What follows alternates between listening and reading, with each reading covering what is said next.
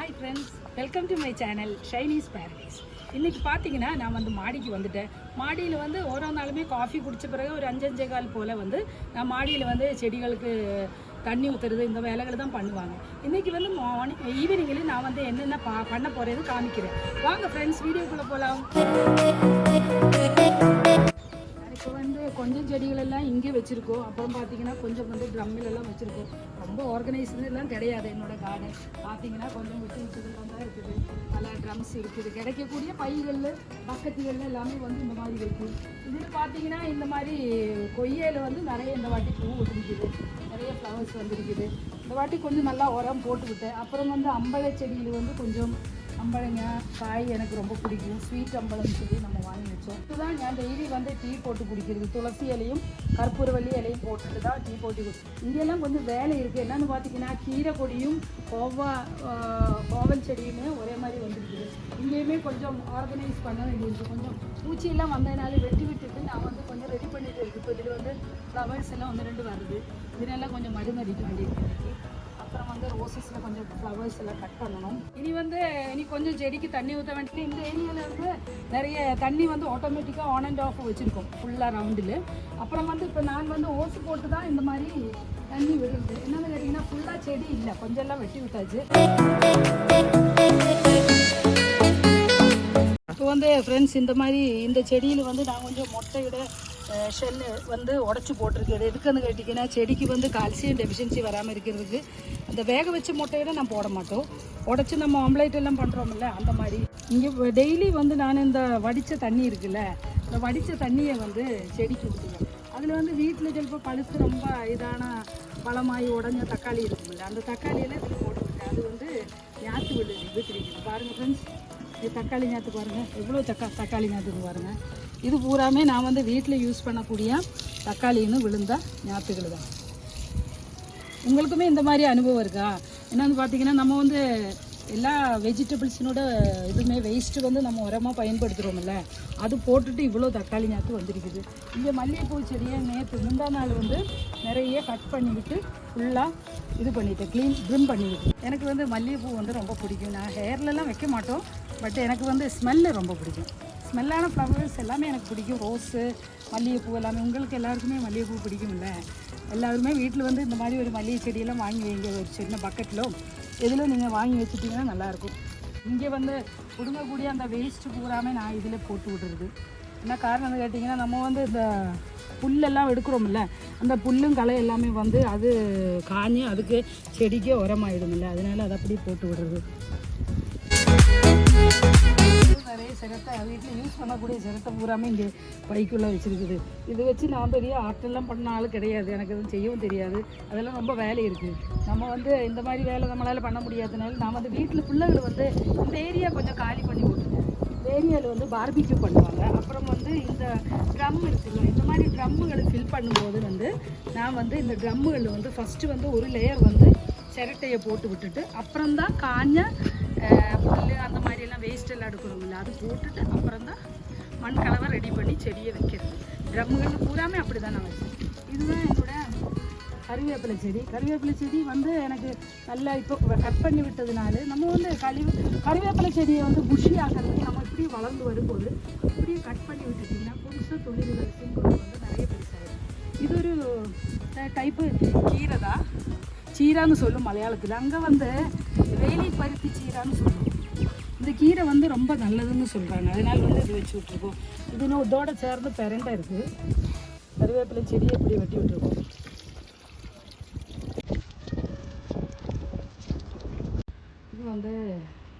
இது வந்து ஒரு பலாமரம் செடி. இது வந்து வியட்நாம் ஏர்லின்னு சொன்னால் செடி தான். இதில் வந்து நான் வந்து இது பிஹெச் பூஸ்டர்னு சொன்னால் ஒரு உரம் போட்டேன். என்னோடய பிஹெச் பூஸ்டர் வந்து இந்த ஷைனீஸ் ஆர்கானிக் ரூட்டு நான் ஏற்கனவே ஒரு எக்ஸ்போவில் காமிச்சேன். அதை பற்றி டீட்டெயிலாக நான் சொல்கிறேன். எனக்கு கொஞ்சம் பிஸினால அதை போட முடியல, அந்த வீடியோ அப்லோட் பண்ண முடியல.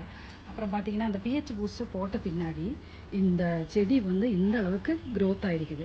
என்ன காரணம்னு கேட்டிங்கன்னா நம்மளோட பிஹெச் லெவல் வந்து கரெக்ட் பண்ணிட்டிங்கன்னா நமக்கு வந்து செடி வந்து நல்லா க்ரோத் ஆகிடும். மண்ணை வந்து இது பண்ணிட்டீங்க. இது வந்து இப்போ நான் புதுசாக ஒன்று வாங்கி வச்சா ஒரு இது பிளான்ட் தான், லெமன் பிளான்ட் தான்.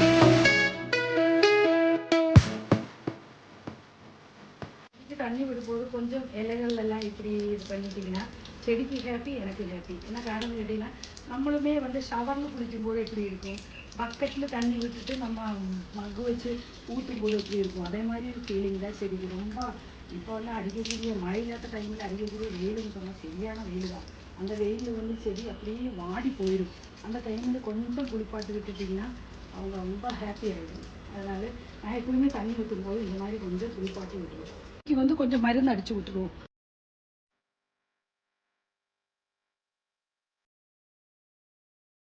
வந்து பூச்சி தொல்லான்னு சொன்னது வந்து 1 லிட்டர் வேணால் 1 லிட்டர் ஊற்றலாம். நான் பழைய பக்கெட்டு தான், இங்கே பெயிண்ட் பக்கெட்டு வருமில்ல, வீட்டில் பெயிண்ட் அடிக்கும்போது அந்த பக்கெட்டாக தான் வச்சுருக்குது. பார்த்திங்கன்னா இதில் வந்து கொஞ்சம் இதுதான் கடையில் வாங்கினது தான். இந்த லிக்விடு வந்து இந்த மாதிரி பூச்சிகளுக்கு நல்லதுன்னு சொல்லி கொடுத்தாங்க. இதில் 1 லிட்டர் தண்ணியில் வந்து 1 மூடி தான் ஊற்ற சொன்னார் அவர். நான் ரொம்ப ஹெவியாக பூச்சி இல்லாதனால கொஞ்சம் லைட்டாக மிக்ஸ் பண்ணிடுவோம். நம்ம வந்து செடிகளில் விட்ட வரைக்கும் நம்ம டெய்லி வந்து என்னென்ன பூச்சி வந்திருக்குன்னு பார்க்கணும். என்னென்னு கேட்டிங்கன்னா, நம்ம தெரியாமையே ஏகப்பட்ட அது பாருங்கள், இது இந்த 2 நாள் மழைக்குள்ளே இந்த அளவுக்கு ஹெவியாக வந்திருக்குது பாருங்கள். இது மாவு பூச்சியோட பெரிய இன்னும் குளிப்பாட்டி விட்டால் தான் சரிப்பட்டு வரும் ஃபுல்லாக. 1-2 பூச்சியாக இருந்தால் நம்ம வந்து இது கையில் எடுத்து விட்டுக்கலாம். நிறைய வந்தால் நம்மளால் ஒன்றும் பண்ண முடியாது. இப்படி தான் ஸ்ப்ரே பண்ணி விட வேண்டியது. நல்ல நீம் ஆயிலோட ஸ்மெல்லெல்லாம் வருது இந்த மருந்தில். நீம் ஆயில் இருக்குது, அப்புறம் வந்து இதில் நிறைய ஐட்டம்ஸ் போட்டிருக்காங்க அவர். இந்த மாதிரி ஸ்ப்ரே பண்ணும்போது வந்து நம்ம வந்து ஈவினிங் நேரத்தில் தான் அடிக்கணும். என்னென்னு கேட்டிங்கன்னா, நல்ல வெயில் வந்து மருந்து அடிச்சிட்டிங்கன்னா அது வந்து செடிகள் கேட்காது. வெயில் ஆறி ஒரு 5-5:30-6 மணி நேரத்தில் தான் நம்ம வந்து மருந்து அடிக்கணும் முக்கியமாக. அது நம்ம பார்த்துக்கணும். கொஞ்சம் உரெல்லாம் இப்போ போட்டு விட்டுருக்குது. இந்த மழையில் ரொம்ப போட்டாலும் ட்ரம்மின்னு வந்து அப்படியே ஒழுகி வேஸ்ட்டாக போயிடும். அதனால் வந்து கொஞ்சம் கொஞ்சம் தான் மழையில் போட முடியும். பின்ன வந்து இந்த உரம் எது போட்டாலுமே வந்து நம்ம வந்து நல்லா தண்ணி ஊற்றணும். தண்ணி ஊற்றாமல் இருந்தால் செடி அப்படியே கருகி போயிடும்.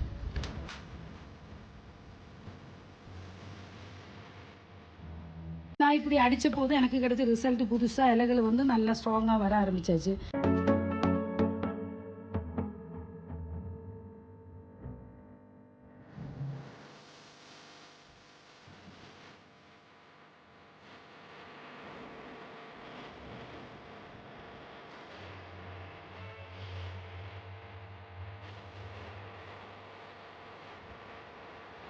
மருந்து அடிச்சாச்சு, தண்ணியெல்லாம் ஊற்றியாச்சு. நீ வந்து நம்ம கட் பண்ணி எடுத்து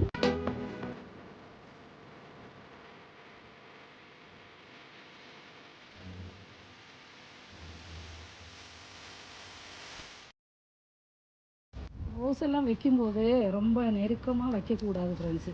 எனக்கு முன்னாடி தெரியல இவ்வளோ பக்கம் பக்கம் வைக்கக்கூடாது. என்னென்னு பார்த்தீங்கன்னா, இதுக்குள்ளார வந்து 1 2 3 4 5 7 டைப் ரோஸு ஒரே லைனில் இருக்குது. இது கொஞ்சம் கேப் விட்டு தான் வைக்கணும். வைக்கும்போதே தெரியல, அது முன்னாடியே வச்சுட்டேன். அதனால இது வந்து இப்போ பூ கட் பண்ணுறதுக்குள்ளே என் ட்ரெஸ்ஸு ஃபுல்லாக இழுக்குது. ரொம்ப செடி வந்து என்னை வந்து ரொம்ப இழுக்கிறாங்க. எனக்கு பூவெல்லாம் ரொம்ப பிடிக்கும். அதனால வந்து செடிக்கும் பூவும் என்னையும் ரொம்ப பிடிக்கும் போல தெரியுது.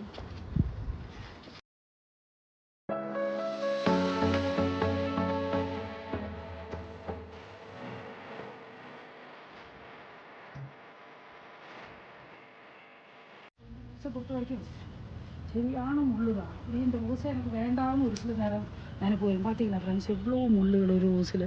ரொம்ப வலிக்குது இந்த ரோஸ் தொட்டாலே. அந்த மாதிரி ஒரு சில ரோஸுமே, அங்கே ஒரு ரோஸ் இருக்குது, அதுவுமே இதே மாதிரி தான் ரொம்ப ஹெவியான முள்ளாக இருக்குது.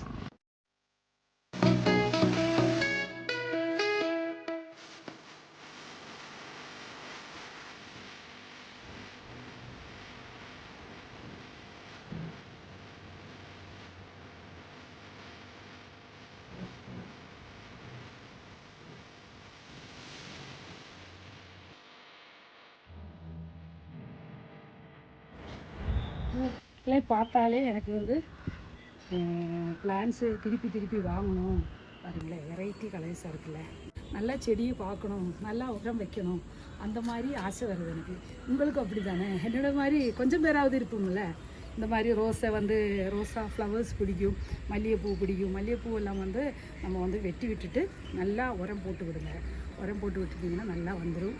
அதனால் நீங்களுமே உங்கள் வீட்டில் இந்த மாதிரி ரோஸ் ஃப்ளவர்ஸு உங்கள் சாமி ரூமில் வைக்கிறதுக்கு நீங்கள் வந்து இந்த மாதிரி செடிகளெல்லாம் வைங்க. டெய்லி ரோஸை பிடிங்கி கடையில் வாங்காமல் உங்கள் வீட்டில் இருக்கிற ரோஸை உங்கள் சாமி ரூமில் உங்கள் பக்கத்து கோவிலுக்கு போனாலும் கொண்டு போங்க.